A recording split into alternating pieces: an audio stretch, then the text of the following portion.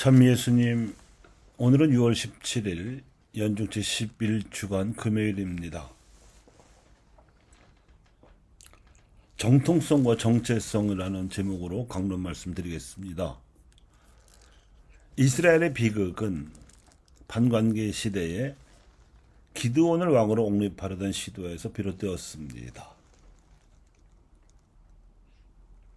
판관 기드온은 하느님만이 이스라엘의 왕이시고 목자이시라는 민족의 정통성 신앙을 고수하였으나 기드온의 아들 아비멜렉의 유혹에 빠져 왕권을 탐내어 동기간 형제 70명을 살해하고 왕위에 올랐기 때문입니다. 그 3년 만에 하느님께서는 몸소 아비멜렉을 응징하시고 내치셨으나 이미 식어버린 신앙을 되돌리기는 어려웠습니다. 이후 백성의 원로들은 이방 민족들의 왕정제도와 상비군 제도를 부러워하여 마지막 판관 사무엘을 졸라서 드디어 왕을 옹립하였으니 그가 사울 왕입니다. 이후 이스라엘의 민족 역사는 왕권의 타락상과 왕실 내부의 권력 다툼도 크게 달하고 왕국이 분열된 후에도 남북 왕국에서 경쟁적으로 우상 숭배 풍조가 민족의 신앙과 공동선의 수준을 떨어뜨렸습니다. 결국 민심이 부서지고 국력이 쇠약해져서 아시리아의 군대에게 멸망당했습니다. 바빌론 유배살이에서 돌아와서도 상황은 나아지지 못했습니다. 오늘 독서의 상황도 그 한 사례입니다. 사무엘기 상하권과 열왕기 상하권, 그리고 역대기 상하권 등 구약 성경의 역사서들이 전해주는 지리한 내용들 속에는 이러한 역사신학적 교훈이 담겨 있습니다. 즉 이스라엘 민족에게 최대의 과제는 신성과 신앙의 회복이라는 것이고 이 민족 정통성이 확립되지 않는 한 비극은 그치지 않으리라는 것입니다. 실제로 그 비극은 이스라엘의 종교 지배층이 민족 정통성을 회복하기는커녕 예수님을 십자가에 못 박아 죽임으로써 시작되었고 그 한 세대 후 로마 제국에 의해 예루살렘이 점령당하고 민족이 전 세계로 뿔뿔이 흩어짐으로써 현실화되었습니다. 그리고 이스라엘의 민족 정통성은 그리스도 교회로 넘어왔습니다. 그런데 예수님께서는 사두가이와 바리사이 등 종교 권력 엘리트들의 음모가 노골적으로 커져가던 무렵 제자들에게 근본적인 회개의 자세로서 신앙을 상기시키셨습니다. 마음속에 하느님의 빛을 회복하여 꼭 간직하라고 가르치신 것입니다. 민족의 정통성으로서 하느님 신앙을 회복해야 하지만 이 과제가 종교 권력 엘리트들의 겁으로 어려워지자 더욱 근본적으로 인간으로서의 정체성을 회복하라고 권유하신 것입니다. 신앙의 정체성이 정통성을 확립합니다. 신성과 신앙은 하늘의 보물입니다.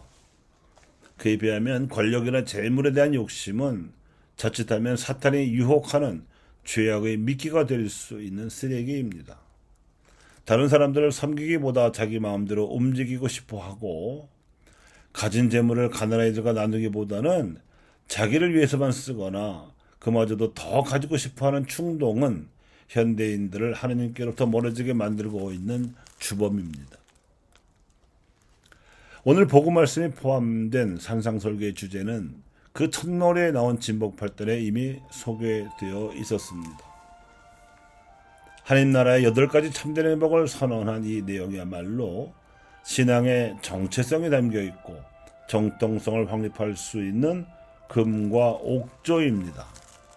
이 말씀의 진리성을 알아보는 눈이야말로 영혼의 등불입니다.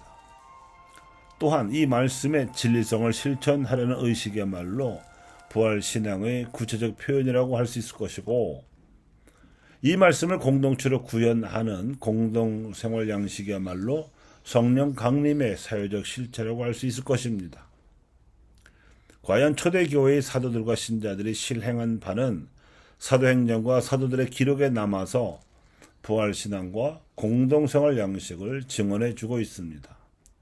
이런 의미에서 진복 8단의 뜻을 되새겨 보겠습니다.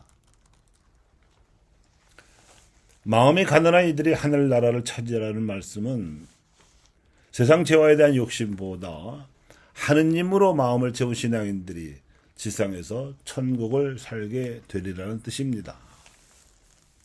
슬퍼하는 이들이 위로를 받으리라는 말씀은 진리와 정의와 사랑에 메마른 현실에 대한 비판의식을 공유해야 하는 현실을 일깨워 줍니다. 온유한 이들이 땅을 차지하리라는 말씀은 하나님의 말씀에 열려있는 신앙인들이 공동체를 이루어야 함을 알려줍니다. 땅이란 토지가 아니라 공동체를 말하기 때문입니다. 의로움에 줄이고 목마른 이들이 흡족하리라는 말씀은 그만큼 의로움을 발휘해야 할 기회와 일이 많이 기다리고 있다는 뜻입니다. 자비로운 이들이 자비를 입으리라는 말씀은 불의한 세상으로부터 기대할 것도 없지만 아예 자비를 포기할 필요도 없기 때문에 믿는 이들끼리 서로 자비를 주고받아야 할 냉엄한 현실을 일깨워 줍니다. 마음이 깨끗한 이들이 하느님을 배우리라는 말씀은 시대의 징표를 식별하라는 뜻이고, 평화를 이루는 이들이 하느님의 자녀라 불리리라는 말씀 또한 평화 실현에 앞장서는 삶이 하느님을 닮는 자녀로서의 삶임을 일깨워 줍니다. 그런데 이 모든 지향을 간직한 삶은 필경 세상으로부터 박해를 받을 수밖에 없는 운명임을 각오해야 합니다. 과거 이스라엘도 그리스도 교회도 이 박해가 두렵고 무서워서 비뚤어진 길을 걸어갔었습니다. 예수님께서는 이 삶을 앞장서서 걸어가셨고 그 삶이 하나님 나라의 축복으로 충만할 것임을 보증해 주셨습니다. 이것이 정통성과 정체성입니다. 감사합니다.